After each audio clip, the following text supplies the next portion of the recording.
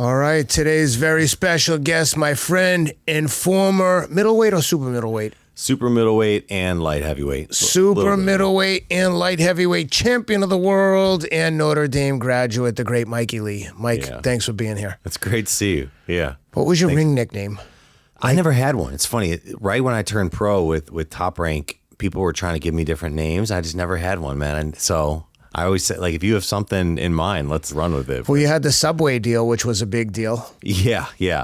Ended up getting the Subway deal. It was really cool early on in my career. It's funny what happened with that. I had a fight on ESPN, and I think the CMO at the time and some of the leadership were Notre Dame graduates and affiliates.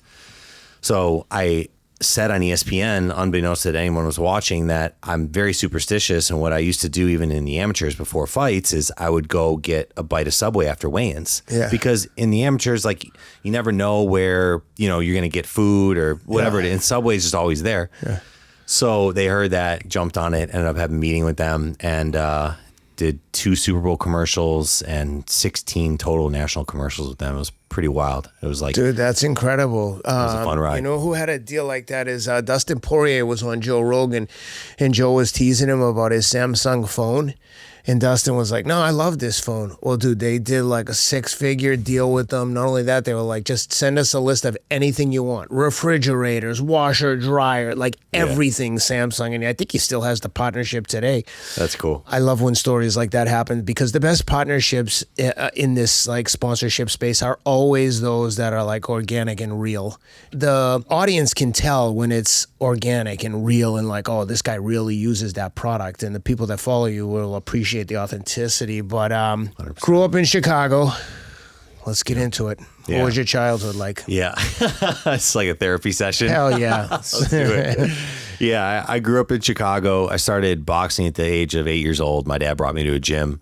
Literally day one, I was in there. I was 8 sparring with a 10 or 12-year-old, and I got my ass kicked. Like, that's how all boxing journeys start. I mean, went to the bathroom, was holding back tears, the bloody nose, the whole thing. But early on, I was addicted, man. Even though I got my ass kicked that first time, I was just addicted to that one-on-one aspect and just sports in general. So played a bunch of different sports growing up. Boxing was always the love. Really got back into it around like 16, 17. So kind of took a little bit of a hiatus from 8 years old. I was playing. One quick thing. Was your dad a boxer? Like, where did that interest in boxing come from for him? My dad was always a fighter. My parents both grew up inner city Chicago. My dad didn't even graduate high school. Dropped out of high school, went into the military. Worked really hard to give me and my sister a life that they didn't have. Right. So my dad was always kind of a scrappy street guy. And so he played professional racquetball, actually. Oh, wow. So he was a really good racquetball player for a long time, but never really officially boxed, but just always kind of loved the sport. So I grew up watching, like, he would show me all these legends like Sugar Ray Leonard, Muhammad Ali, and then as I got a little bit older, Mike Tyson. And so he was just always a boxing fan, I think, kind of from his background of being a fighter, but not in sanctioned fights. You know what I mean? But so it kind of took off around 16 to 17. I started winning some amateur fights, and then I went to University of Notre Dame. I fought there at their program. They had a club team? They had a club team, but it was really cool. It's called the Bengal Bouts. And you had a lot of kids at Notre Dame, want to go to Notre Dame for the experience, the education, and they're maybe wouldn't have been D1 athletes, or maybe they would have been, but chose to kind of go to Notre Dame instead. Right. So you had a lot of kids that were athletes who wanted to learn how to fight. So you had about 200 guys in this tournament that would get together, and all the money would be raised for charity. And it was my first time. What the Notre Dame Bengal Bouts taught me was how to fight in front of a crowd, because championship night would have like 5,000-6,000 people there. So that was huge, because normally in the amateurs as boxers, like, you don't really fight in front of crowds, and then all of a sudden you turn pro and you're like, holy shit, this is different. So that kind of helped me. And then I won the Chicago Golden Gloves. What was that like? That was wild, because I was definitely not expected to do that. I think in my class, I was 175 pound or 178 pound. I remember the second fight I had, I fought this really tough kid who I was really nervous. I saw him knock out the guy before, which is rare in amateurs at that time, right? And for us, we had headgear. I don't think they wear headgear anymore. Yeah, that's right. I ended up knocking him down with a beautiful left hook. Yeah. And it was kind of like a real moment for me of like, oh shit, I might be good at this. Yeah. You know, like actually good at this. It was a cool moment, man, being born and raised in Chicago. And how mental did your dad go when you knocked the guy down and won it? Oh, he went out of his mind. Because I know your dad is like me. Like, we're crazy for our kids, and how you're going to be like, you don't want to be a maniac sports dad. None of us want to be a fucking fool. We don't want to be like pushing the kids too hard, living vicariously. But secretly, we all want them to be superstars. Yeah. You want them to be like, please, God, let him go pro in something. But you don't want to like manifest that and have the kid carry that weight. But that being said, how did he react when you did it? Was he like jumping around like a nut? Because I know he's into it. He was jumping around like crazy, like, you know, and especially, and then once I signed with Top Rank and got signed out of the amateurs, started my pro career, I would just see him like, I never really saw my dad cry growing up. Yeah. But when I fought in Madison Square Garden, or I had, you know, big fight at Cowboys Stadium, like I'd see him like tearing up. Yeah. And it was cool for me because every young boy, you know, wants to, you know, impress or make their dad proud. Yeah, of course. For me in the beginning of my career, especially, that was really a big part of it. Yeah. You know, that's an interesting thing because you, as a dad, yeah, it's inevitable. You can't control how the kids feel, but you have to be very cognizant of the fact that you don't want them to feel like they need to perform for your affection. But it's hard to avoid because, like, even with my own kids, when they do something great athletically, it's hard for me to control my enthusiasm for it. But so as a result, I try to celebrate like every little thing so that when I'm super happy about sports, it's not like so blatant. But it isn't easy. Like, I think it's very difficult to be a good dad when it comes to sports. It's tough. And I think I had a great dad. He was incredibly supportive. I think to a fault, I wanted to impress him, right? Like I wanted to get love from him. And it wasn't as black and white as if you lose, I don't love you, right? Of course. But you could see and feel the momentum of winning and that love, right? So I think while that can be a negative in a lot of aspects, the positive side of it is it made me one of the best fighters in the world. Yeah. I was so driven, I think deep down in my core, to impress him and impress other people that it made me grind through all the painful time. Now, step back, I'm a father. I also know, especially towards the end of my career, to be frank, I wish towards the end of my career when I was in a lot of pain, we'll talk about this later, I was dealing with autoimmune issues, I wanted to be done. I wish he would have come to me and just said, Mike, you're enough. Yeah. Like, we're done. Yeah. You're done. You've done it all. Let's quit. Yeah. And not that I asked him to say that, but now that I'm a dad now, and especially thinking about sports where you have concussions, I mean, people die in boxing, right? I want to give my son that same type of energy and support, but I also want him to know that he is enough. Yeah. And that if I see that he's pushing himself too hard, or God forbid in a dangerous sport like that, that you call it quits whenever you want to call it quits. Yeah. So that's not a knock on my dad. I think he was a great dad and did everything with the tools he had. It's just me going through that experience. I learned towards the end with these big fights. I mean, the fight before I fought for a world title, I broke my rib in the second round of that fight. It was for a junior world title back home in Chicago. I went 8 rounds with a broken rib. Some of the worst pain you could ever have. Like, I remember coming back to the corner after every single round, seeing the ring girl, and I would peek over and see what round it is. I'd be like, it's only round 5? Shit, it's only round 6. I mean, you can't breathe, the pain. It was a sloppy fight. And I somehow, actually, I think Teddy was one of the announcers for that fight. No, I remember it really well. Yeah. I just remember he came in the ring. I won the belt. I was all smiles. I didn't mention anything about my rib, but I was in so much pain. We go back to the dressing room and I damn near collapsed. I was in so much pain. And so they rushed me to the hospital. Yeah. In the hospital till 3, 4 a.m. And my dad and my agent at the time are negotiating in the hallway. I'm sitting there and I'm watching them talk and kind of negotiate and talk about this next world title fight. And there's a part of me in that moment that was that 8-year-old boy again. Yeah. Where I was like so fucked up on these painkillers and my rib, and I'm laying in a hospital bed where I'm like, they're negotiating for your next, like fucking throwing you into basically like feeding you to the lions. This is for the Caleb Plant fight. Yeah. That's which to their credit, I told them, I told my agent at that time, because I had gone through so much pain and injury, and was later diagnosed with a couple autoimmune diseases. But I told my agent after that fight, I said, get me the world title fight. I'm number 2 in the world now in the IBF. get me the world title fight or I'm retiring. Yeah. You know? Yeah. So they knew I wanted it, but I'm just saying there's moments now that I'm a father that I can take those experiences and step back and like recognize when to push my kid and when to back off and like, you know, because they're always going to be that little 8-year-old boy inside. You know? Of course. This is going to turn into a therapy session.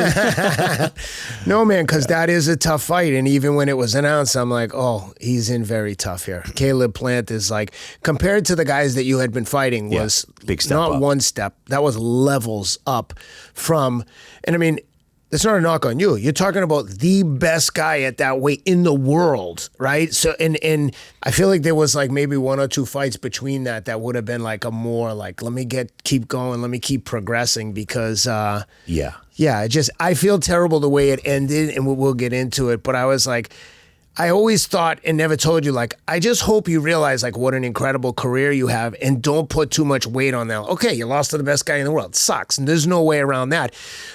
But it doesn't diminish all the things that you did along the way. And I felt terrible because I was like, I know he's going to this is killing him. I know it is, because no one wants to lose on that stage. But I was like, it was the guy was just, it's just life. There's going to be people that are better. I think, you know, a few things. One, my agent called for that fight. I said yes right away. Yeah. He was like, how much do you weigh? Yeah. And because he said the fight's at super middleweight. Normally you would fought at light heavyweight. So I had to come down a weight class. And anybody that knows fighting knows how much that sucks, right? Especially when you talk about you were fighting in the amateurs at 75. So now you're going to weigh in at 68 as a full-grown man. That's not a small feat. You're really depleted. We signed the contract, and I remember, because I lied to people about what I weighed at the time. Because I said, fuck yeah, let's do it. Yeah, let's do this fight, whatever I got to do. And I think I told him, I was like, oh, I'm about 188 pounds. Like, we're good. Like, let's do this. I stepped on the scale. I was 205. Yeah. And I turned to my girlfriend at the time, and I was like, it's fat camp. You know, it's time to like gear up. So I will say, like, Caleb was, as much as we didn't like each other, didn't get along, like, he was young, hungry, champion of the world.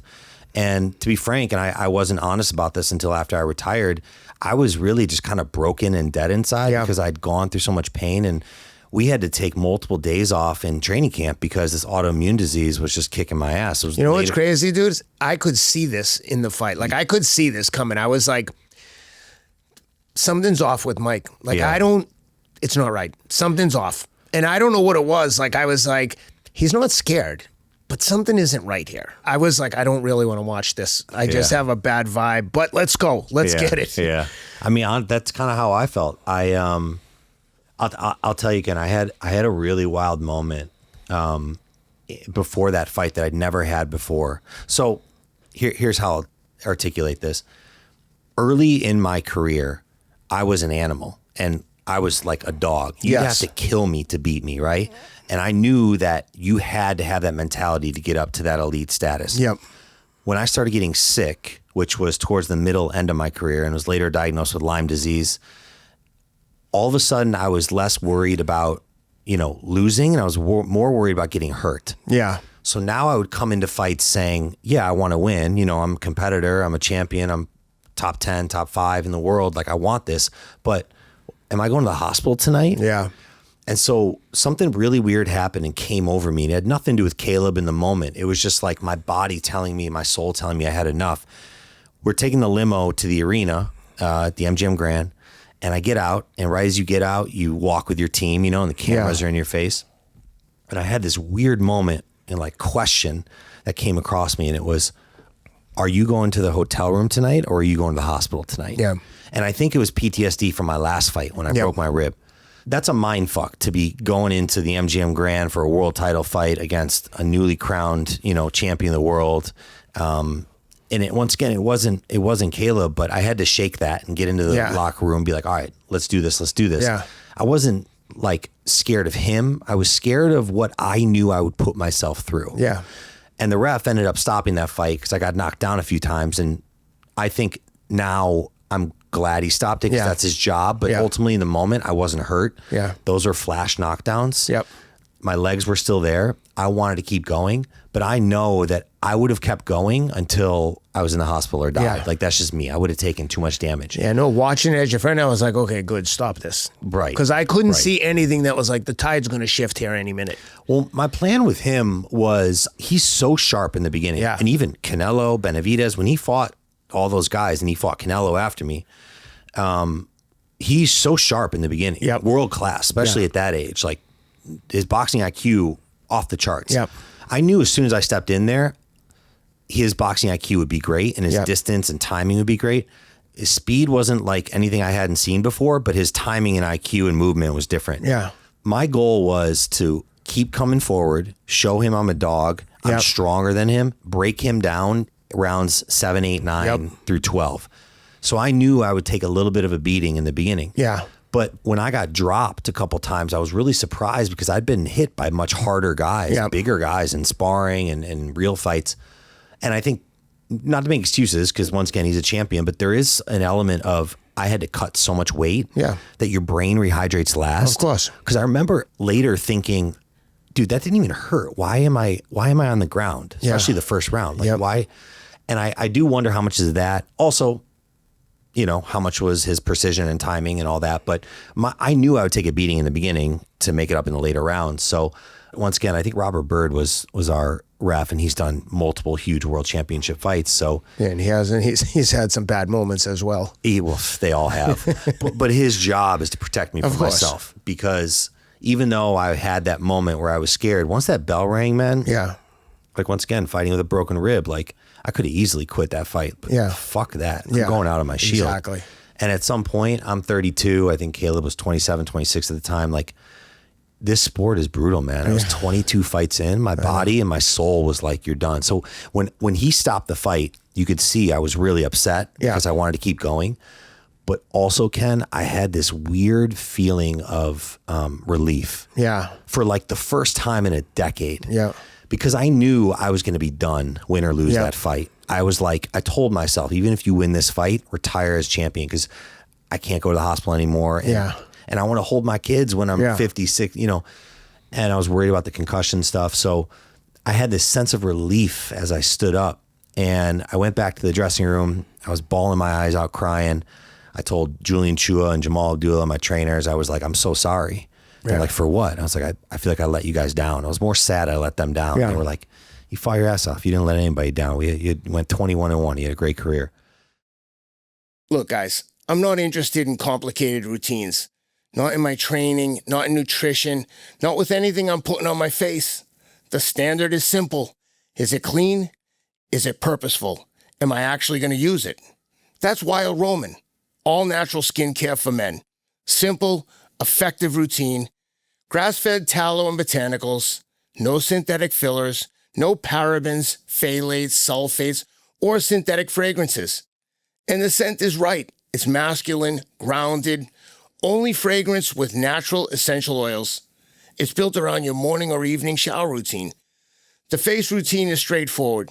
Face wash, face serum, face moisturizer. A few drops of serum, then warm a little tallow moisturizer in your hands and apply it to your face and neck. A little goes a long way. That's a routine a guy can stick to. And that matters because everything good comes from standards. Reps, consistency, no shortcuts, no gimmicks, no fluff. Wild Roman, ancient roots, modern ritual, built for men who keep it simple. Get 15% off at wildroman.com/rideout. Again, that's wildroman.com/rideout. That was your first loss, right? That was my first loss. And I had this feeling of sadness because I'm a competitor. But for the first time, like I said, I had this sense of relief where you don't have to do this anymore. Yeah. Like, you're done. You're enough. You're done. You don't have to worry if you're going to fucking die tonight, you know, for a check and some glory. And it was a kind of beautiful moment that I like let myself like be done with this career I started when I first put gloves on at 8 years old. Yeah. And that fight was at, was it MGM? MGM Grand, yeah. That's right. I was there. I was sitting like I had a press pass from the fight with Teddy Atlas, and was that, who was the main event? Was it Pacquiao? Pacquiao. Yeah. Yeah. I was sitting up in the like press suites and feeling like I was important. Yeah. Convinced myself that I was special. Then realized like no one's special. We're all the same. Whether you're in the ring, in the stands, everyone's got their own like fight to fight. Yeah. No, amen. No, so I'm grateful. It was a great career. I'm glad you said that earlier, because there are days when I wake up and I'm like, fuck, I know that I jumped into that fight. You know, for instance, we were trying to get the fight with Julio Cesar Chavez Jr. For a long time. That would have been a great fight. That would have been a good fight for you. We both come forward. He's a banger. I'm a banger. I know I would have beat him. But yeah, to go to step up was big. I wasn't afraid of the moment. I love those moments.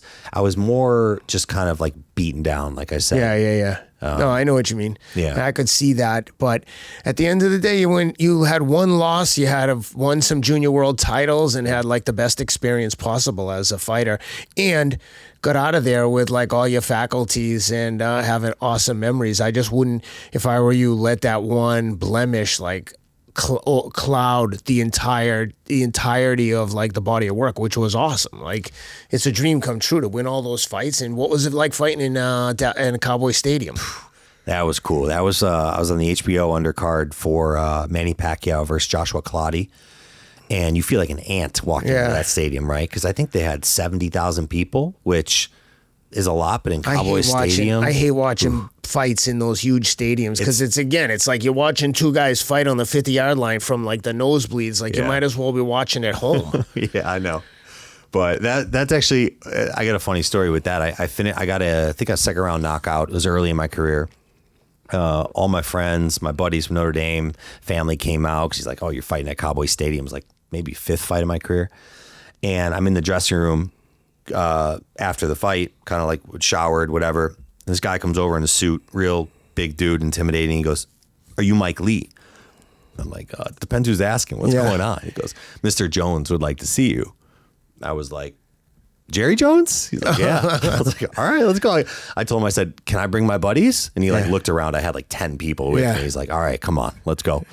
So we ended up going up to the suite, and I got to sit next to Jerry Jones and Wayne Newton and watch the Pacquiao fight. And oh my God, Jerry was awesome. The nicest guy. I don't even know if he would even remember this. We only met once, but you know, up in the suite, and I was like, damn, I'm 24 years old. I just got a second round knockout. I'm sitting next to Jerry Jones. Like, life was good, man. And I'm super appreciative of that career. And it's, you know, it's the Teddy Roosevelt, it's the man in the arena, of course, right? Like, as much as that one loss and some of those things like really kind of affect me, I also can like go to sleep at night knowing I went for it. Yeah. I can go to sleep at night knowing that I did and went after things that 99.9% of this world won't do. I mean, like yourself. And I think win or lose, like, I'd rather go out my shield like that. So, hell yeah. So fuck the loss. You know? Yeah, exactly. It was awesome. And I mean, I loved watching all your fights, and I brought my kids over to your apartment one time, and they all tried on your belts. They loved it. It was an incredible journey watching you do it, and then seeing you get the Subway deal and the Notre Dame degree. It was just like novel in a sport where most of the guys come from, like, you know, inner city, gritty neighborhoods. Even Caleb Plant's, you know, childhood was like gritty. Mm-hmm. I see a video online of a kid trying to stab him in a fight. Like, it's just, there's like different background. The typical background, you didn't fit the mold of what I would view as like a world championship fighter, but yet you did it because most of these kids are fighting with no other options. So to see someone come with a Notre Dame degree and do the things you did was incredible.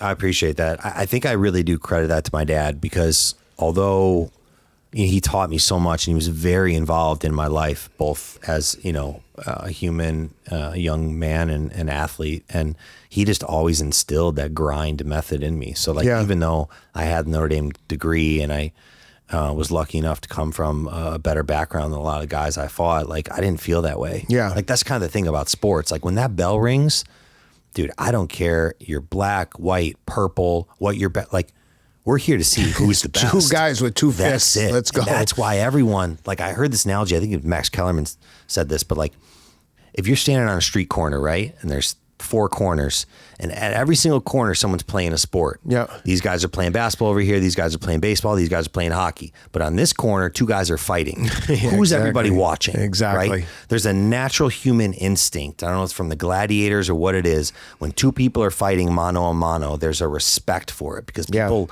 understand that. They understand that like you're going out in your shield, and it's the definition of the man of the arena, right? So I just, when the bell rang, like, that's how I felt. Yeah. And I gravitated towards that. Honestly, adrenaline rush. Yeah. It's the best drug you've ever done in your life when you get to jump on the ropes after grinding and working your ass off months and months and months, and then you get a big win. Like it's the best feeling ever. I still miss it to this day. I don't miss the pain, but goddamn do I miss the ring walk. When the amateurs were over and you turned pro, like for the people out there that don't understand how the sport works, like what happens? Like you sign with Top Rank, which is very rare that you get a promoter right out of the amateurs, but you had the backstory that was interesting. So Top Rank signs you. What happens? Do they give you like, hey, we're gonna give you a 10-fight deal, you're guaranteed to make 10 grand a fight, or like how does it work? Each person's kind of different, but generally I think I signed like a 4-year deal, and I was guaranteed maybe like 4 fights a year. Yep. Right. And so they have matchmakers and they help groom you. And whether you are kind of a nobody or you're an Olympian, they want to build you up. Yeah, so of course. First 10, 15 fights, they start to get, opponents get tougher and tougher and tougher. And then as you start to break top 15, then you got to fight real guys. So they just wanted to put me up. And the beautiful thing about signing with a Top Rank or, now DAZN or, Dana Zufa or whatever it is they can put you on big platforms. The reason why I was able to fight at Madison Square Garden and on undercards, at Cowboys Stadium. So when it was my moment to step into these big fights, I was already used to it. Yeah. Right. So yeah, the way it works is they give you like usually a guaranteed, like really low amount in the beginning. Yep. But what we negotiated, because we knew I could sell tickets, is a lot more deals on the ticket pricing. Yep. So I would make more money in the beginning. Like we'd sell 100 grand worth of tickets when I would fight at back home in Chicago, right? And for a kid who's 4-0, it was super rare. But I had these national commercials and this different backstory. And so, I was with Top Rank the first, I guess, 4-ish years of my career. And they did a great job kind of helping me come, work up the ladder, so to speak. And in those early days, like for people that understand boxing, they'll get this. But for people that don't have a boxing background, like you said, they're grooming you, they're bringing you along, they're giving you kind of a soft touch as you're coming up. Like, how many of those fights in the first like 2-3 years were you like, holy shit, this guy's like got 2 left feet, I'm gonna destroy this guy? Were there ever any ones where you're like, where did they find this guy? Like a couple in the beginning, right? Like right in the beginning, you have guys who had like a 0-2, they're professional opponents. They're not there to lose intentionally. They're gonna try, but they stink. Exactly. And so you start to get to 4, 5, 6, 7. But I will say, I had a big target on my back. Of course. Right? So like similar to, I guess, Notre Dame football team, like I had a lot of people that hated me and wanted me to lose. Of so course. There were guys who were there to lose that were trying to win, normally. So, but and by there to lose, you mean they know that on paper they're being mismatched against the guy who's a top ranked guy. We're grooming this guy.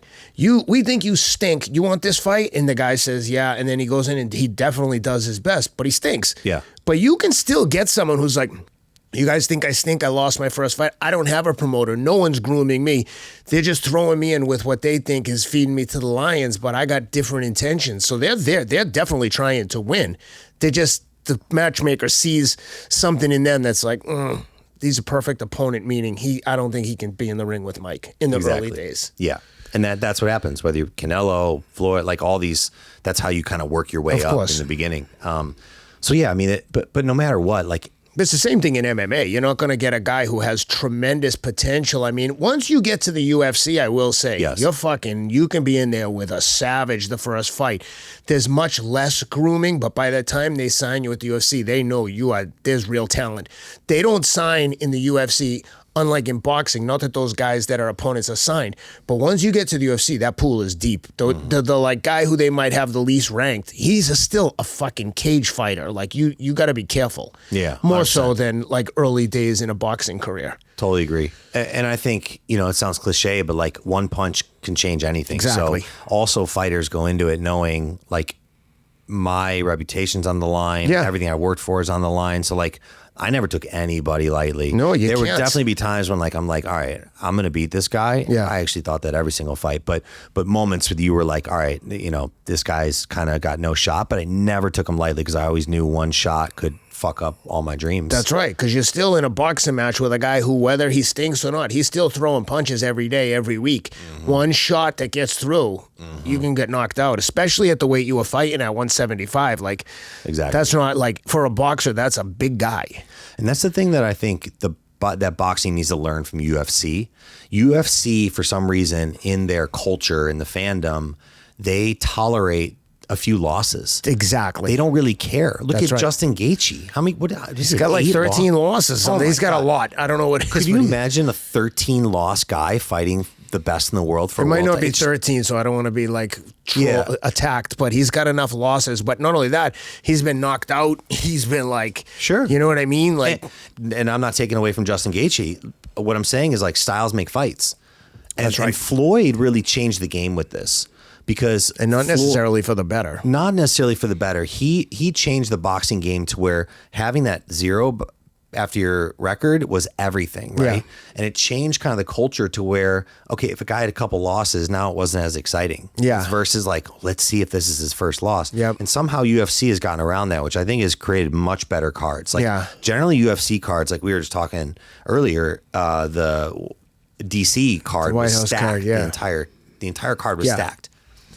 Boxing's not like that. No. Boxing, a lot of prelims aren't really that fucking good, and then you got the main event will be great, or maybe the co-main is really good. No, but to your point, you got guys on the undercards of those big pay-per-view boxing matches that are being groomed and being brought along, so they're in there with like basically a mismatch until you get to the last 2-3 fights of the night in some cases. Yeah, exactly. But I will say, boxing makes more money than UFC does. At least, let me rephrase that. The fighters make more Yeah. money, like pound for pound. Why do you think all these guys, Ngannou, you know, all these guys go to boxing? Yeah. The UFC doesn't pay their fighters like boxing pays. So yes, the boxing system is broken. It's segmented.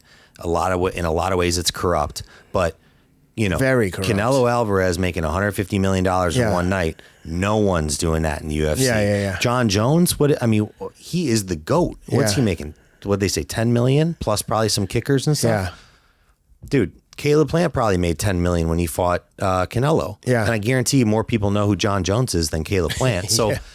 I don't know. I don't know the inner workings. I just know that like both industries kind of need to catch up in their own different ways, Yeah. you know? There's probably some middle ground there, and I don't know what it is. I'm not involved in the business side of things, but seeing Zuffa get involved in boxing just for, forget the compensation, just in terms of competition, I'd love to see a boxing platform that has more competitive fights on a regular basis. And if you lose a fight, it's not the end of your career. It's like, all right, lost. Because you learn so much from a loss. Like guys can come back from one loss and be like so much better. But without that loss, they like start to believe that they're like something special and they don't have things to work on. And losses give you those things to work on. And it's very hard to get sparring relevant to your abilities. Like if you're a 20-0 guy, like where are you going to find another guy who's like 25-2, who's, you know what I mean? Like they're not going to want to spar with you because you're like a future opponent for them. Exactly. And on the come up, when you're a developing fighter, you're the sparring partner for the guy who's 20-0. And that's where you have the opportunity to learn. But again, if you're being brought in as a sparring partner, when I was in the camp with Teddy and we'd bring in sparring partners for Alex Vosdick, the sparring partner wasn't there to develop or get better. He was there to mimic exactly our better BF style. And if he didn't, Teddy would be like, stop, what are you doing? Like, I don't want you showing me what you can. You're not here for you. You work for this guy. We're paying you $1,000 a week. Mimic this style, and essentially get lit up. But I mean, you know, hopefully you have a responsible trainer who's not letting the champion tune up the sparring partners. Although that happens, it's completely irresponsible because you won't have guys coming back very often. You're so right. And I think what you said earlier, the losses teach you more than anything. I mean, even though I knew I was going to retire, I look back now at that loss that I had against Caleb and I learned so much. Yeah. That there's so many different ways I would have gone towards that fight and then even like future fights. You know, I'm glad I retired and that was the decision, but I feel like I learned more during that loss than a lot of the wins, or at least like, you know, the tough wins even that maybe weren't that pretty and felt like a loss to me, you learn so much more from. When you were developing, did you get invited to any like really like top-notch training camps, like to work as a sparring partner? Because that's the other thing, when you're being groomed and you're like, you know, when people have like high hopes for you, they don't want to put you in there with like a Gilberto Ramirez and be like, hey, spar with Gilberto, even though you're 5-0 and he's 20 or whatever, like fill in the name, because they don't want the prospect getting their shit kicked out of them by a really polished senior guy, right? Yeah, kind of on and off. I think a lot of the gyms I trained in had top level guys. Yep. So I was not at that stage where I was like brought in at that point, because you're going there for money if you're a sparring partner. That's mostly. Right. But, you know, when I signed with Top Rank, I started in Houston with Ronnie Shields. Yeah. Ronnie had Evander Holyfield and, you know, before me, obviously, and then he had a bunch of world champions come in. So whether it was the Charlo brothers, was Regis pro grade down there with you? Regis was down there with us. Charlo's down there. I freaking love Kermit Cintron, like all these different guys would come through. Yeah, Regis. Dude, that's a bad boy gym. Yeah. Oh, that is a fucking gangster gym. Ronnie's the real deal. And now Ronnie's training Errol Spence. No, Ronnie's the real deal, but those are some fucking killers. When those kids were young, the Charlo bros, I always thought about the Charlo bros thing that drove me crazy about them. I'm like, these are the most marketable fucking kids in boxing. They're incredibly handsome. They're as good as it gets. They're awesome fighters, but they want to be gangsters. It reminds me of like Aaron Hernandez. Like, dude, you're at the top. You don't have to act like an asshole. Just show up. You're the man. Yeah. You don't have to be like a gangster. You're a professional fighter. You punch faces for money. You don't have to act like a tough guy outside of the ring. We know you're tough. But those kids always seem to shoot themselves in the foot. It would drive me crazy. I'd always think like, can I just have a word with these kids to explain to them that like, you don't need to do all this. You're doing, as the kids would say, you're doing too much.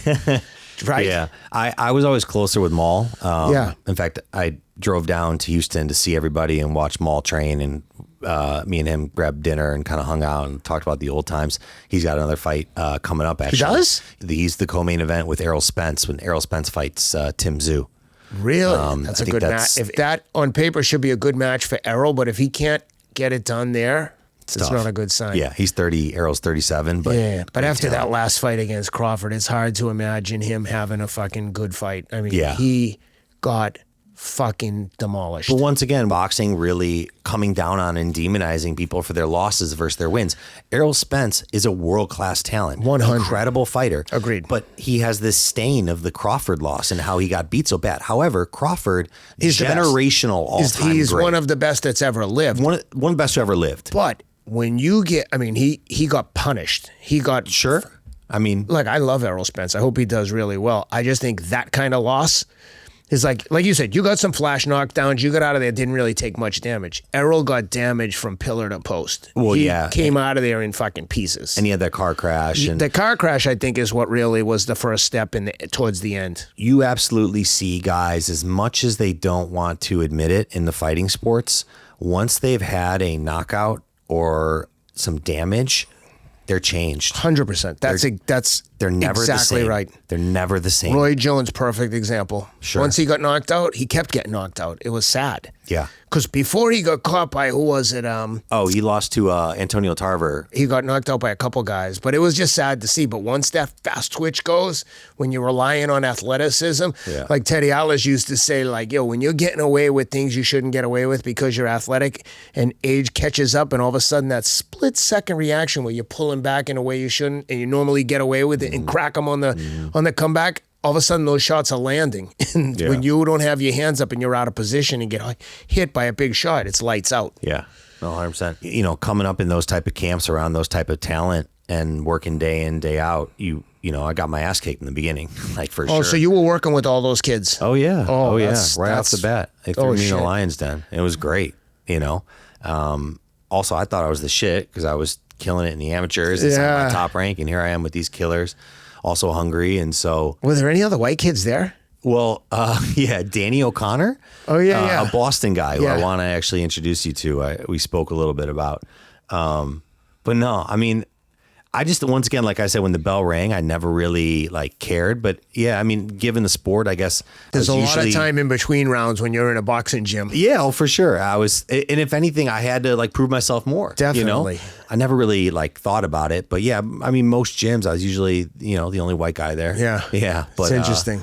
No, I mean, some of my closest like friends and trainers and, you know, your team, you become this family. With, yeah, of course. You know? And so at that moment, like, you know, whether you're black, Asian, I've had all different types of races and ethnicities in my corner, and they're fucking family, dude. Yeah. You know, because you got to trust them to throw in the towel. God forbid if it gets to that, or you got to trust them to, you know, that's why people love boxing though. It's such a microcosm of like sports and culture and ethnicity. And it's just, that's the thing that you have to like that especially for kids, you have to understand is like, you know, obviously my kids are growing up differently than I did, and your kids will grow up slightly different than you grew up. You have to remind kids, for anyone listening, like, I don't care where you're from. If you think that being from an inner city or from the country, it makes you any more or less tough, you are fucking crazy. Mm-hmm. Your life experiences might be different, but when you're on the field, whether you're between the sidelines or you're in the ring, once it's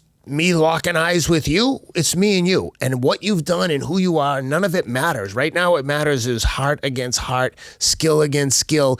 And you have to block out that noise. The problem is it's very easy to get intimidated and let their person's background intimidate or give you a false sense of security. I'm from the city. This kid's a suburban idiot.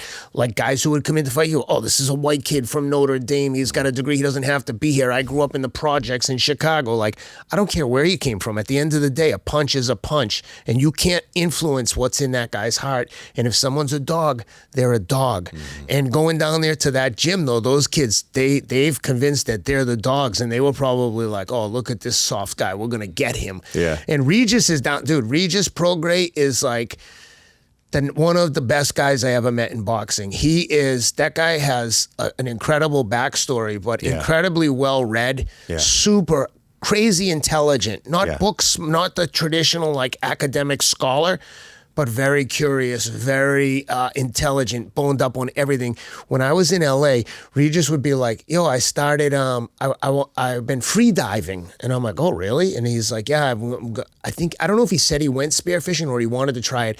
And I had a friend in finance, unfortunately, who died in a spearfishing accident, who was like really into this. And he was like, yo, I'm into this. I said, yo, I got a friend who's a fighter, kid from New Orleans, world champion. He wants to go spearfishing. Me and Regis, I had never done it, went with my friend Peter, and we went spearfishing off the beach in Malibu. That's and I just awesome. thought, how funny is this kid from like inner city New Orleans, world champion fighter? He's like, give me all the gear. He's down. Like, he wanted to try everything. This kid wanted to live life to the fullest. Yeah. Traveling all over the world.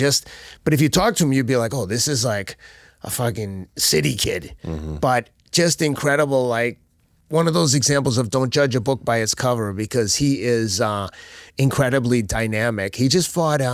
He just lost. Retired now. Yeah, he lost to Conor Benn. Yeah, in the UK. And the funny thing is, I was over there either at the same time or a week later promoting my book, and I tried to connect him with Shane McGuigan, who's my buddy, who's a trainer of like multiple world champions, and Shane set him up with a gym and everything. But boxing can be a shady, corrupt business, but there are also like little pockets and handfuls of like really solid guys that will do anything for you if you're in the the fraternity. Yeah, for sure. And we were talking earlier, I've done some commentating and was thinking about kind of staying in the sport, figuring that out. But when you've been doing it since you were 8, I kind of was just like, I'm done with it. You know, I didn't even watch boxing or go to a boxing gym for 3-4 years after that Caleb fight.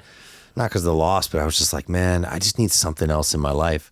Took up surfing, ended up, launching a business, and just be like, there's got to be more to life, more to my identity. Yeah, of course. I'm just a fighter. Yeah, but I tell you, that has to come from within you, because I just think of you like, it's funny. I've met people that we know in common. I'm like, dude, who the hell was I talking to recently? And I was like, that he's a former world champion fighter. Was it Nick Mayer? Oh, it might have been Nick. Someone. I'm like, they were literally like, what? I'm like, are you fucking crazy? You don't know who Mike Lee is? That. Dude, they were like, what? I'm like, yeah, man, this guy is like the real deal. But I know that you're more than a fighter. I don't know if you know it. I know you want to believe that, but I don't know if you've like fully accepted the fact that you're more than a fighter. I don't think I have. I mean, you try, and you hear a lot of guys, whether they're in sports or military or whatever it is, like that identity shift. It's really fucking tough. Of course. And I still struggle with it. I retired 7, coming up 8 years now. And like I said earlier, there's nothing like that feeling, that adrenaline rush, right? And you become addicted to that, and your family that you train with, basically, and it's just that goes away, and it's kind of sad. Yeah. You know? Especially when it gave you so much like recognition, and some of the spoils of your work were so evident in on display. Like I get moments of that with running where I feel like people are always like, what's the next race? What's the next race? I'm like, I'm not a fucking performing monkey. I ran some races and I still run every day, but like that isn't everything that I am. I have a million other things going on. And some days I really believe that. And other days I'm like, fuck, I'm not good at anything except running. And even that, I'm like, I'm not really good. I'm the tallest midget. The other, like I can't beat like real runners. That's our own internal bullshit that has to be dealt with. But anyone that knows you knows that you're a dad, you've got a business, like you fucking have a degree from Notre Dame, like, oh, and you also happen to win some world titles, and that's should be celebrated. And I still feel like because of the loss to Caleb, you're kind of carrying this around like, yeah, fucking I lost my last fight, where it's like, well, fuck that, dude. You know that I won multiple world titles. Like, I'll kill you. It's, it's funny. Like, it feels like a different person almost sometimes. Like, but what's that? I don't know who said it, but I ain't as good as I once was, but I'm as good once as I ever was. Yeah. You ever heard that? Yeah. I feel that to a T. I just turned 39 and I'm like, I still got the aches and pains and dealing with some health stuff, even though things have gotten a lot better. But it's like, I'm as good once as I ever was if it came down to it. But it's still like, even for myself, so I can imagine you get this too. You walk into like a fitness gym and there's a heavy bag going over. I love cracking it because I tell people this all the time when it comes to golf, boxing, ice hockey. Until like the intensity gets turned up or the lights get turned on, if you see me hitting the bag, you'll be like, oh shit, this guy's a real fighter. Like he looks smooth. If you see me on a golf course, until the minute my club hits that ball, you'll be like, holy shit, this guy's a professional golfer. Like I know how to fit in. Same with ice hockey. Like I can shoot the puck, I can whip around the rink.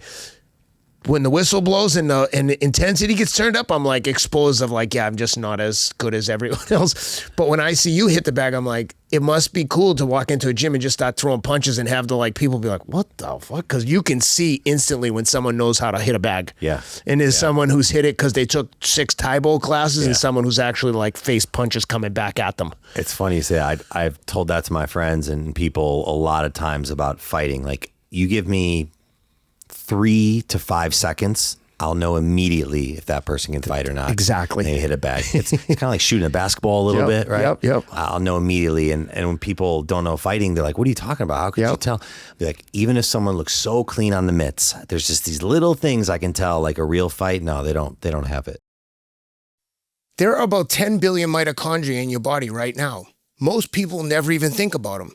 We talk about the heart, the brain, muscles, but underneath all of that, there's another system running everything, your mitochondria. They're usually called the powerhouses of the cell, but it's more than that. They're like life machines. They're in your muscles, your brain, your heart, and they power everything from movement to thinking to recovery. The reality is, they don't just suddenly stop working one day. Over time, they get less efficient. Damaged ones build up.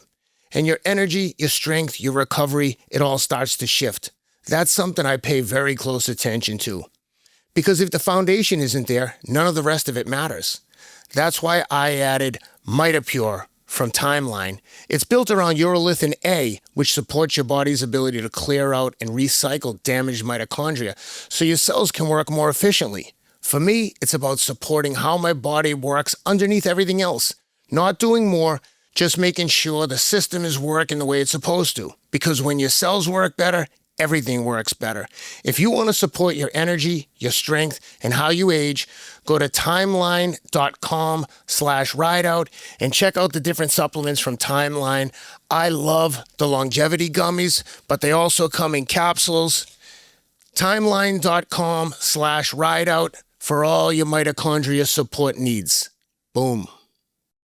When they throw their jab, are they getting off the center line? Are they moving their head? Or are they just standing flat-footed and they're like, the punches are crisp and cool, but there is no head movement. There is no fucking idea of slipping. They don't, nothing's coming back at them. When you're conditioned to throw punches and someone's hitting back at you, everything comes with movement. You never throw a punch and standing in the same spot when you're done, right? Everything is movement. all that to say, like, I don't do that. But if I'm standing still, I can throw punches and look like I know what I'm doing. It's when the punches start coming back at me. Like, one of the most humbling things you could ever do that I had the pleasure of doing with you is just getting in the ring with someone who's a real fighter, who is not going to fucking hurt you, because they will, and just moving around with you. And Rob Moore was there. He's like, dude, you fucking you really look good. I'm like, he didn't throw a single punch. I'm like, are you crazy? Yeah, but I mean, but when you're at that class of a fighter, you can throw a couple punches without making someone look stupid or hurt them. But it was fun, and I knew what you were doing. I knew what I was doing, but it was, I think one of my sons was there. And it was just fun for him to be like, Dad, you were in there boxing. I'm like, yeah, buddy, I did it. Yeah, that's cool. It's so funny with athleticism too, in terms of like endurance, because I'm sure after a few rounds, like, you were gassed. Of course. You're like world-class endurance, right? Of course. Like, I was barely breathing. Yeah. But you stick me in a race, I'm gassed, right? It's like, so it's like this. Fatigue will make a coward out of anyone. When you get tired, as you know, when you get tired and the other guy sees that, and he starts to turn it up, and you're like, this is what I always tell people about running races, is like, I really would have this inner dialogue of like, I feel like ass right now. I don't know if I can keep going. And then I remind myself, at least no one's trying to punch my face or choke me.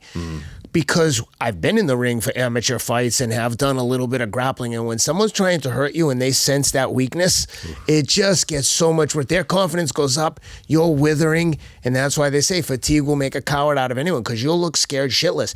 You'll convince yourself that you should quit, like Topuria against Gaethje. When you tell the ref, I don't care if you're fucking legitimately blind or you're not blind, if you tell the ref, I can't see out of this eye, the fight is over. That's the easiest way to, like Teddy Ellis would call it, silently quitting, like a silent resignation of like, guy, can't see out of my eye. Okay, no problem, fight's over. I didn't quit. Yeah, I know. But we all know universally, if you say I can't see, they have to stop the fight. And I think that's what Topuria did at one point, which shockingly, they kept the fight going after he said, I can't see. And I think he realized in that split second, like, oh shit, they're going to stop. And he came to the realization, like, oh my God, like, because even as the guy's saying, I can't see, you know in your heart, like, I'm just quitting. And that's where I'm stuck between the fan in me and the ex-fighter in me. And what I mean is, the fan in me says, why are you quitting? Yeah, of course. You know, don't be a bitch. Yep. Fall on your shield. Yep. And then the actual fighting experience in me knows that, dude, he's got maybe 50 more years plus of life. Of course. Completely agree. No one is going to give a shit when he's in the hospital bed, that's right, like, struggling, right? So I completely agree. Make your money and protect your family and get the fuck out, you know? The problem is, when you're a young fighter and you still want to keep doing this, that split-second decision is going to haunt you for the rest of your life. Yeah. Because you know who actually did that? I think once, Charles Oliveira. I don't know if he quit on the stool or what the deal was, but he was like, one of the criticism was that he gave up on a fight. Whether he let someone submit him, which is an easy way out in the UFC. Like, that's the way you can put up, you know, you'll see it a little bit. You'll see a guy about to get choked. He's like, what the hell? He's not defending any of this. And then you're like, oh, he tapped. And you're like, yeah, the guy's too good to get submitted that easily. But it's like, that was the knock on Conor when Nate Diaz choked him out in that first fight. And they were like, yeah, you quit. You let him choke you out. Which, I mean, you're getting smashed on the ground. Like, you can understand why.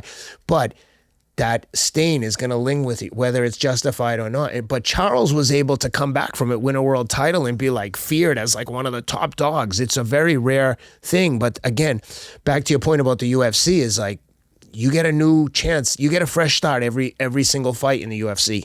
Amen. And that's why even guys like Floyd and Canelo, who have years and years and years under their belt, how they still have that motivation to wake up every day and be excellent is honestly incredible. I mean, once again, you're making 100 million plus a night. Like, 99.9% of the world is like, I'm done. Yeah. What are we doing? One fight at 100 mil. Even if I walk out of there with 30 for myself, I'm like, after taxes and paying everyone under the sun and getting robbed for half of it, I'm sure that that's the case too. You're like, I'm going to Greece. Like, we're done. I'm not getting punched in the face anymore. And Canelo's down there on his like dressage horses, dancing around, playing golf. He's got a lot of interests outside of outside of boxing, but he also likes to spend money. So Yeah, well, yeah, that'll always catch up too, especially Floyd, right? you know what's funny? I had Darren Waller on the. Floyd looks like he's in the shit badly now, and he's taking exhibition fights. It looks like Floyd. I don't think he says no to a fight. Is there money? I think we're gonna get down to like, hey, here's a fight for $100. Like he's fighting someone coming up here in the next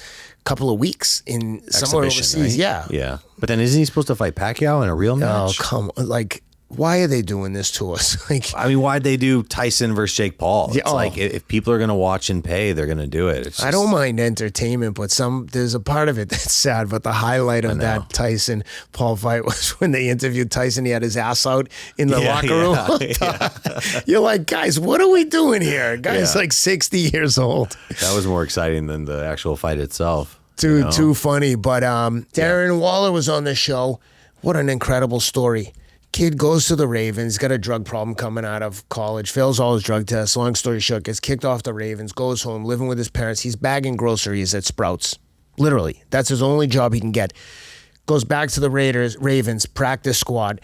He's running routes for RG3 in the pregame, warming up. And after like 3 or 4 weeks on the practice squad, he's still Darren Waller. They're just like they're over the failed drug test. They're pissed. But he's an athlete, right? Gruden sees him warming up before a game, and he's like, who is that kid? They're like, oh, it's Darren Waller. And, when you're on practice squad, you're on waivers. Raiders pick him up, starts the next 5 games for the Raiders or plays in the next 5 games, signed to the biggest contract in the history of the NFL for tight ends, and then goes on to have, signs an $11 million contract, signs another one for $55 million.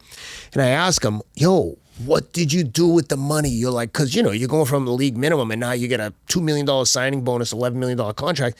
He's like, I didn't do anything. I still live in the same house I had. I still drove the same car for years. Because the only thing I've done recently is done some traveling. But I'm like, that's the message to all these kids is like, you have to treat those paychecks and those contracts like just always hoping for the best, planning for the worst. If I get injured and I can't play again, how long can I live on this money for?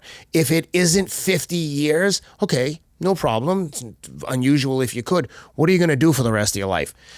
You need to capitalize on that stardom and on the image that you're creating now in the sport to learn a business, be a salesperson at Google, go sell cars, start a dealership, set yourself up with using the platform you have now, set yourself up using the capital that you have now to build a career for yourself that capitalizes on who you are right now. Because if you don't, as you know, the minute that the lights go off and that's the last fight, like you said, no one's looking for Mike Lee, the fighter anymore, but they're looking for Mike Lee, the entrepreneur. But you can use the status you have right now as a fighter to become the entrepreneur and segue into the next chapter. That's really it. And I think that's something a lot of people don't realize and something that I was fortunate enough to see and do, right? That's why I started Soul and I started my wellness company right towards the end of my career because I knew, and it ended up happening. A lot of phone calls that I normally could have made weren't picked up anymore after I retired. That's right. And it is what it is, right? But you live in LA, hanging around movie stars, directors, all that. And there's a bunch of good people there too, but it's like, you're just not the same, right? Yeah, when you're a fighter, they're like, hey, my friend Mikey's the world champion. When you're an ex-fighter, they're like, Mikey Lee, never heard of him, next. Right. Because there's always someone younger and hungrier, ready to take his place. That's especially in a place like LA. Well, when you started getting ill with Lyme disease, let's talk about that. What was happening and how was it initially diagnosed and walk me through it. So I started really getting sick in 2013. I was about 12, 13 fights in, and I was just dealing with a lot of inflammation, headaches, and then a lot of back issues and fatigue as well.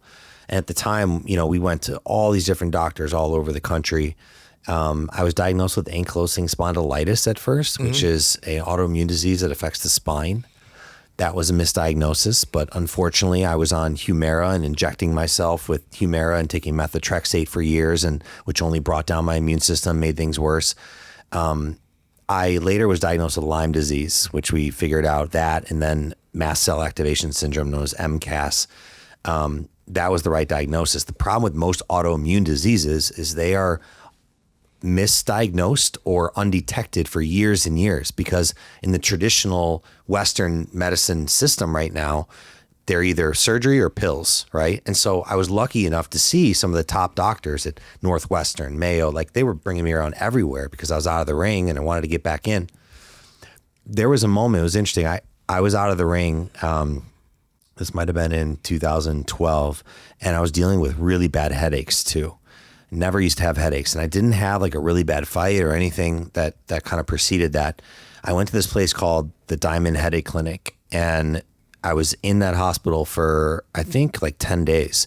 And what they do is they kind of hook you up to all this medication and try to break the headache cycle, break the pain.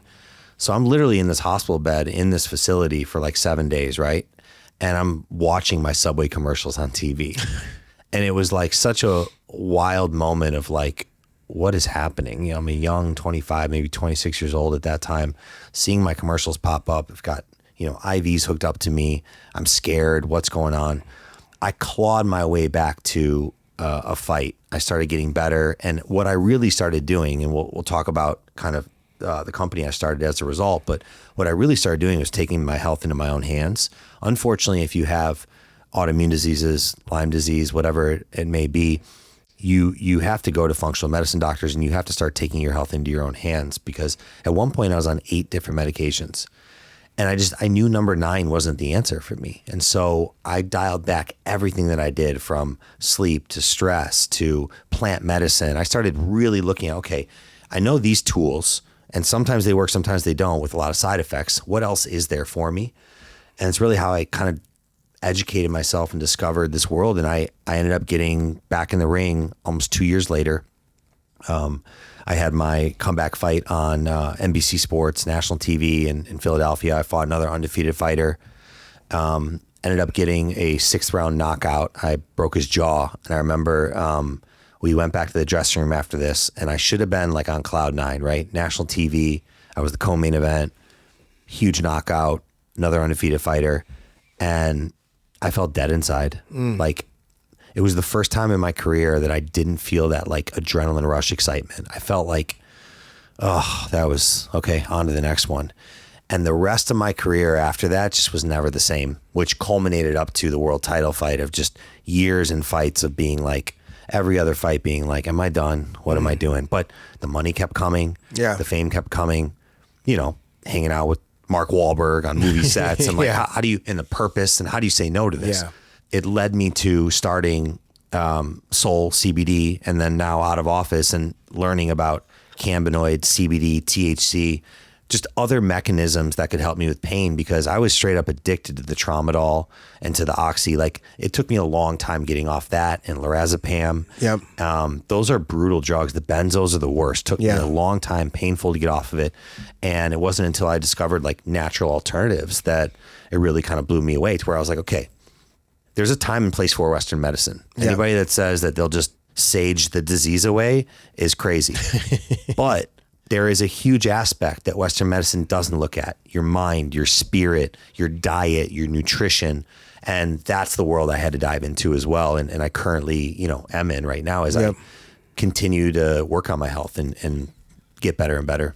So tell me about the Soul CBD company you started with your sister. Yeah. And is Out of Office and Soul CBD are like they're sister under the same umbrella, right? Yeah, they're sister brands. So everything with Soul CBD is 0 THC. Yep. So we have a lot of CBD products, and then we also have non-CBD products. Like, we have products that help with sleep, that have magnesium or different adaptogens. We have nootropics, like a whole different suite of different ingredients. And then Out of Office, which we felt was a great name for it, is everything is THC. Yeah. And we have a lot of people that love that brand, because we have everything from microdose, like smaller amounts, to all the way up to like 15 milligrams, all hemp derived, all, organic hemp here in the United States, third party verified. Like, we do things the right way. And the brand started with my sister in her apartment in 2018 as like a little side project. We got it started on our own and ended up taking off, and we grew into 8 figures and shipping to 46 different states nationwide. And it's interesting now, because now the business and our entire industry is under threat of being basically extinct. Yep. So in November of last year, Mitch McConnell slipped a bill into the appropriations bill, basically banning all federal hemp. And his argument was that it was for safety and protection. What really was happening is... the government's going to protect you from yourself. Amen. This dude, and it's public record, the amount of alcohol and pharmaceutical lobbying money that he gets and his state gets is massive. Yeah, it's crazy. So his buddies at Big Bourbon and Big Alcohol in Kentucky and the pharmaceutical industry, they want to shut this down because this is a plant that's been growing for thousands of years and helping people. So you've gone from the most corrupt sport in boxing to the most corrupt business in trying to fight these lobbies and these dirty ass politicians. Like, no one's calling for the banning of hemp. There's not a person in this country that's like, we need to ban the hemp, but there are lobbyists that want it banned. And it's just fucking sad that this is the reality. It's like, these people work for us. No one's asking for that. It should be illegal to just put in your own fucking appropriation into a huge bill that just gets jammed through, which I don't think anything gets jammed through. I think everyone's complicit and they're all like in some way, shape or form getting paid or getting donations because the donations are what drives everything in an election.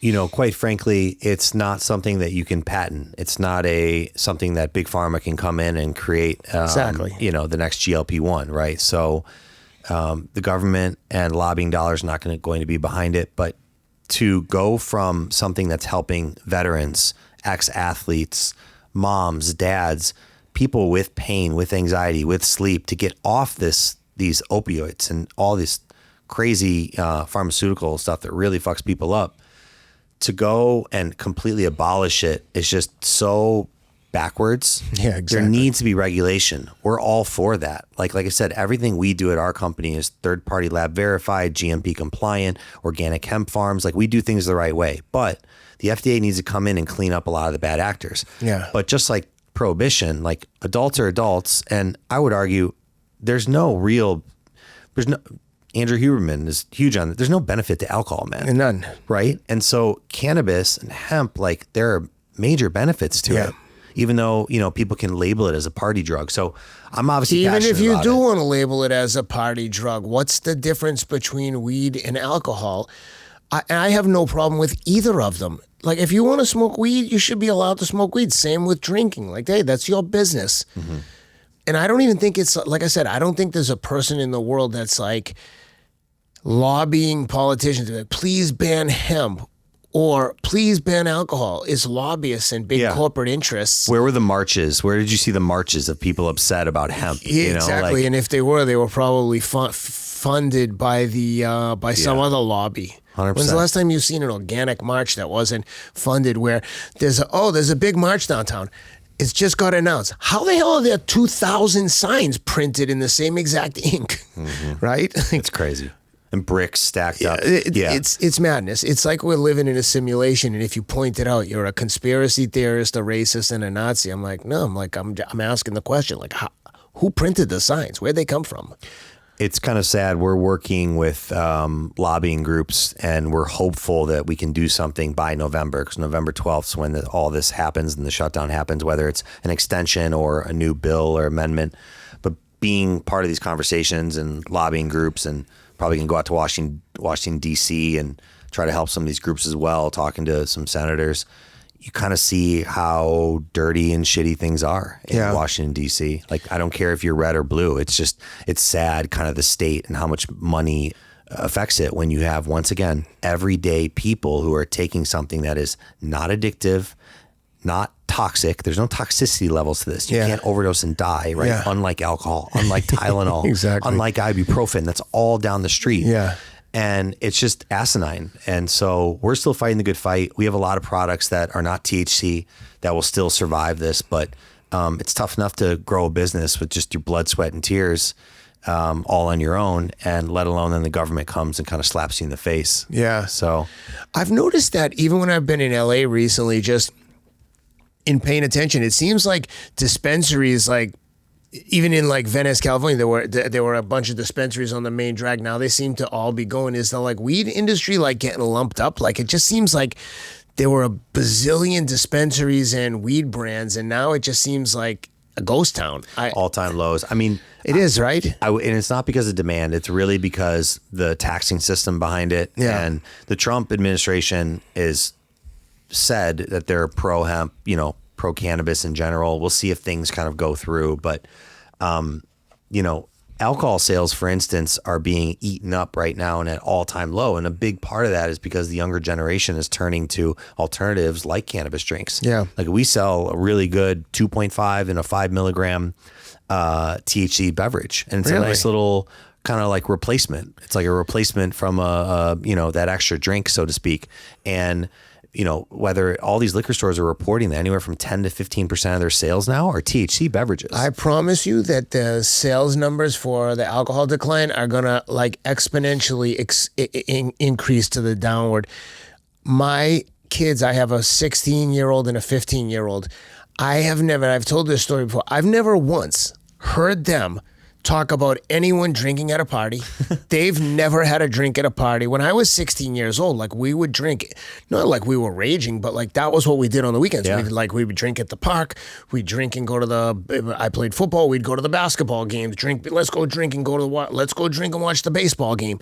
My kids don't drink. And I've said this to the other parents in the neighborhood. We live in Brentwood, Tennessee. I said, hey, and I'm really close with a lot of the parents, obviously. And I'm like, hey, have you ever heard of these kids, any of the kids, drinking? They're like, no, never. And I'm like, did you drink when you were in high school? Because they're from Tennessee. They're like, yeah, we drank like normal, like normal kids every weekend. We would someone would have a party. We'd meet down at some, these kids, they don't drink. And I think that more and more adults are becoming aware of, like Huberman would say, the right amount of alcohol really is zero, whether you like to hear that or not.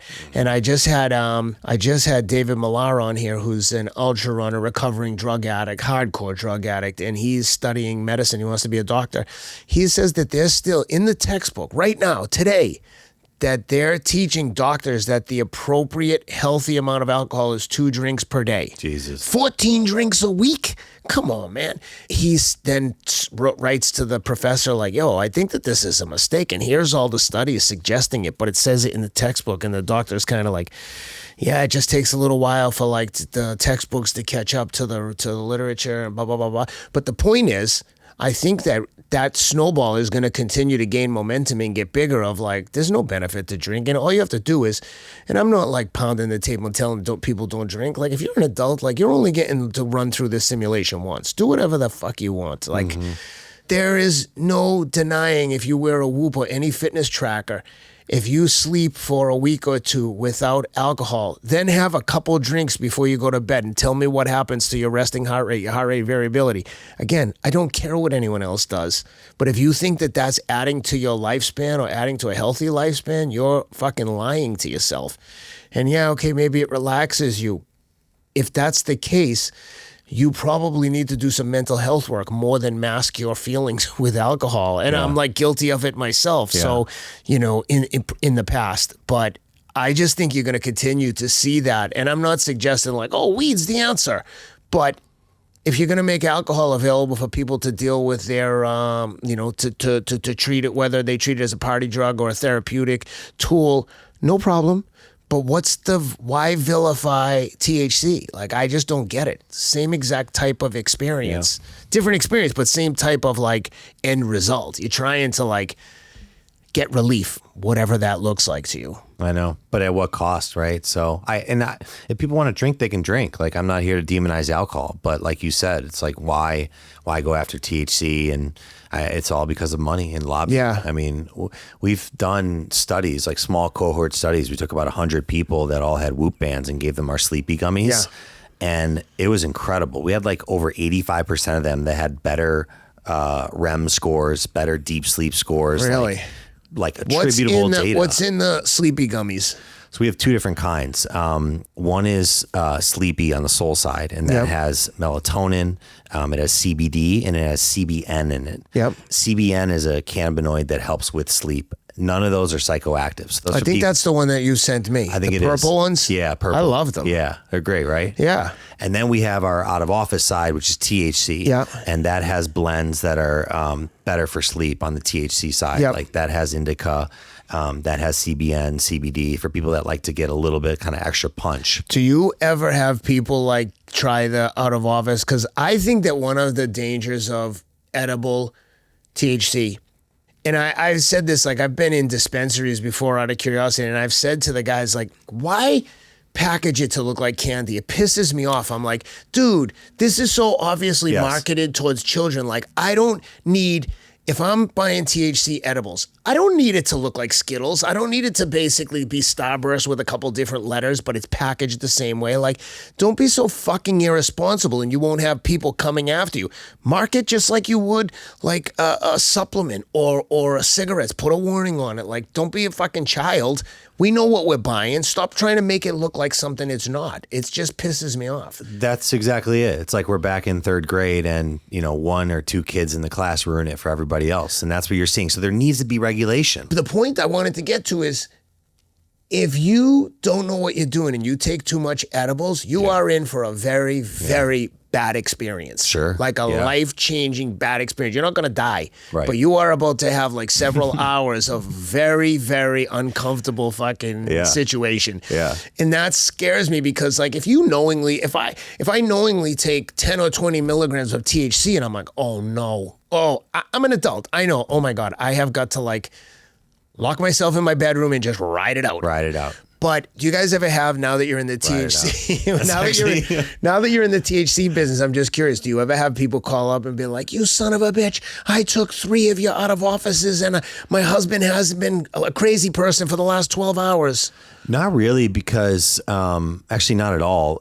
A lot of our products start really low and work their way up. But I'm just wondering if someone ever took too much and was like, yo, I'm on a spaceship and I want to get off. We've had a couple reviews or a couple people email in and be like, oh my God, that was way too strong for me. But then you kind of like, you know, what we like to do is this. We like to do a really good blend of THC and CBD. Yeah. So it's not quite as harsh. Yes, and I think that entourage effect really helps. Yeah. So our single, for example, 1.5 milligrams of THC, 15 milligrams of CBD. Yeah. So it kind of blunts that THC a little bit and gives you like a nice mild buzz. Yeah. So for the majority of our products aren't going to make you feel like you're out of control or too high. Because I have that same exact worry, man, like all the time. It's like, a terrible experience. It's intense. It's terrible, right? Yeah. And so we really wanted to lean in on these microdose options for people, like to the point where more reviews come from people saying like, oh, I actually needed like 2 or 3 to kind of like really feel the effects. How's this sales in THC versus CBD? Much higher for us. CBD, THC. THC, Really? Which is because that's a relatively new offering. Which is why. Were you surprised? I was a little bit surprised because we started the brand with Zero THC brand, right? Yeah, I remember. I really only started with CBD and maybe CBN, CBG, but never the THC family. And I was getting drug tested, before fights too, which, by the way, it's wild and ridiculous that you can't have THC in your system as a fighter. Like, how is it performance enhancing? Yeah, exactly. It's helping you with anxiety. Yeah. You can have alcohol. That's a whole other story. You can have alcohol in your system, though. Yeah, well, exactly. You can have alcohol. Yeah. But regardless, I wasn't a big THC user. But then we launched the microdose THC and really changed the business, started taking off, which is what makes this federal hemp ban so brutal for us from a business standpoint. Of course. Like listen, it sounds corny, sounds cliche, but like I'm a fighter. Yeah. I've gotten knocked down. I've gotten back up. I'm in a tough fight now. Yeah, Except I'm fighting the U.S. government. And unless some things change, I'm going to get knocked down in November. But, we're working on different options to get back up. You're the first thing I thought about when I saw that ban. I'm like, what a silly fucking ban. And the first thing I thought about is like, geez, I hope these guys are going to be all right. But you guys have other product offerings that aren't hemp based. Right. And we're actually coming out with a functional line too. So we're launching that in about a month, and none of that is any hemp. So no CBD, no THC. We have a mood gummy that has saffron. Nice. We've got a calm anxiety gummy that has like L-theanine and different adaptogens. Then we have a sleep gummy and then a focus gummy. Really, really good focus gum. It's like one of my favorite products right now. It's got a little bit of caffeine, but it's also got some lion's mane and just some really good natural ingredients for people that don't want to be addicted to the coffee. So we are launching kind of the more wellness functional line that, for now, knock on wood, the U.S. government is not going to come after. Nice. What about, do you guys offer any other products other than consumables? Like, do you guys do anything in skincare? Any kind of other, like, because I know CBD comes in moisturizers, creams and stuff. Do you guys do anything else like that? Yeah, we have a rapid relief cream. It's funny. I sent that to a bunch of different buddies of mine.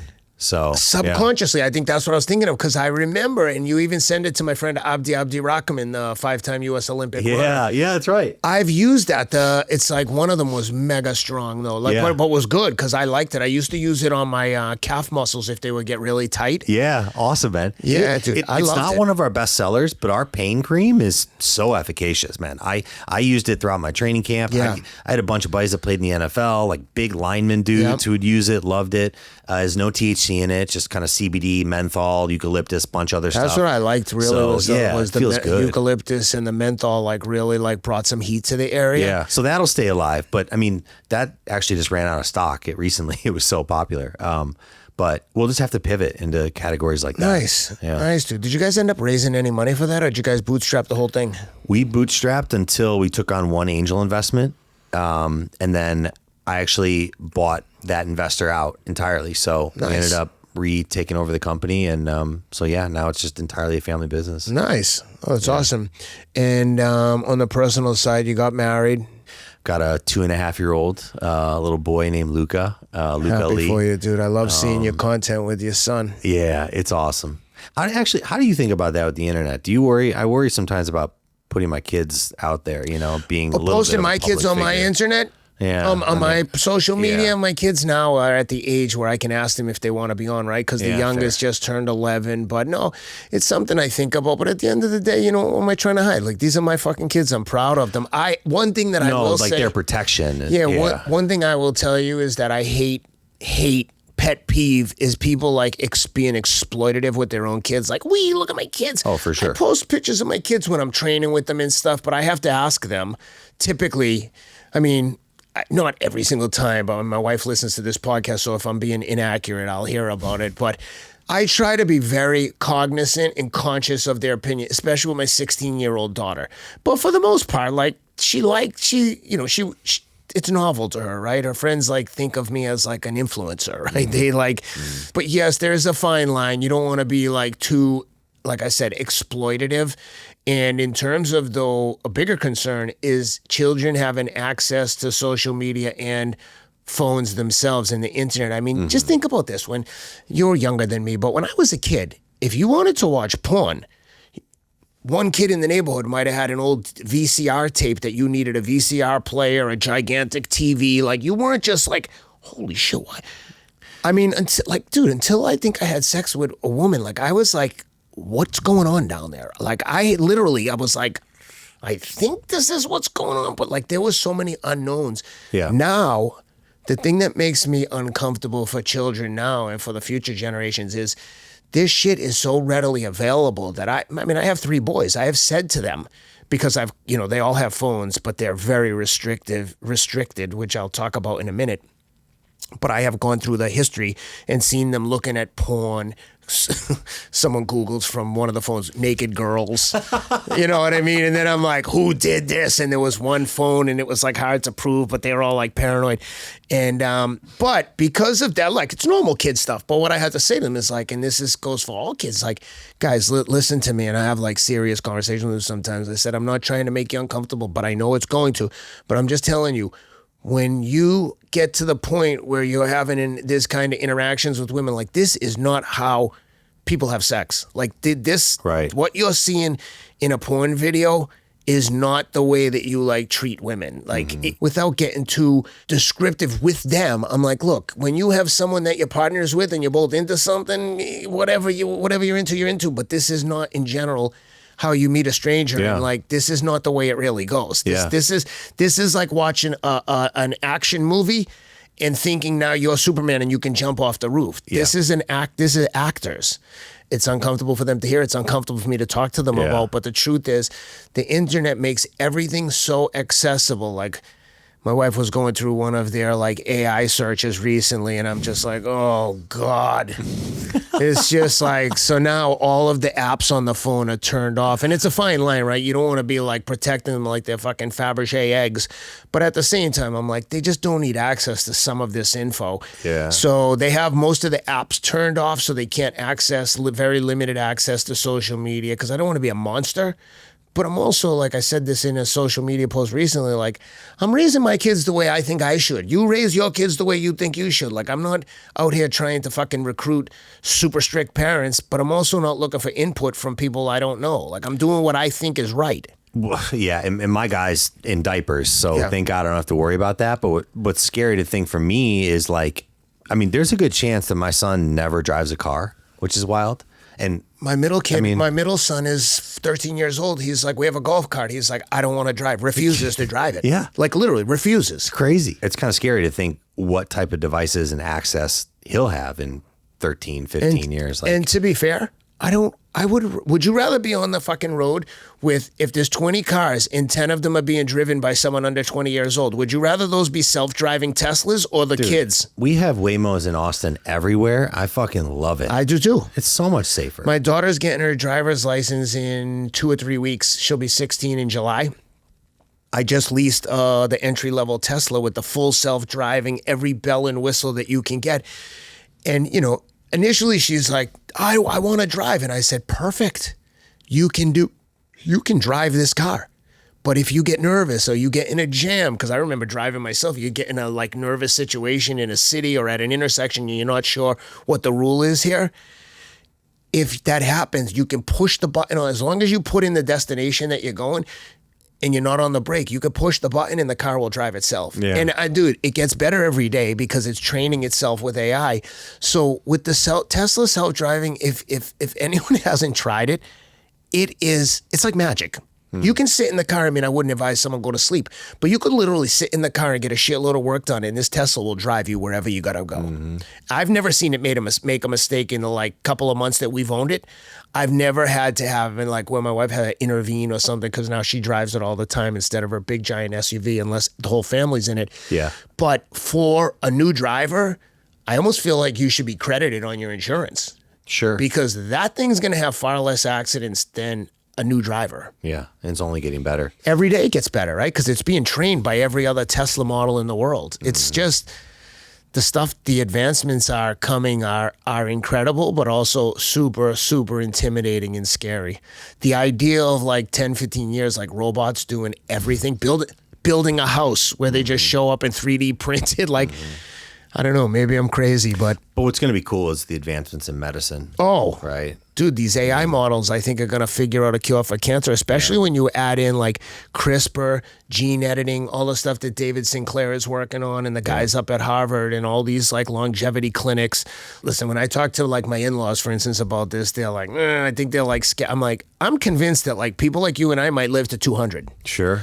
And I know that like the older generation might be like, oh, you're crazy. But I'm like, why not? Sure.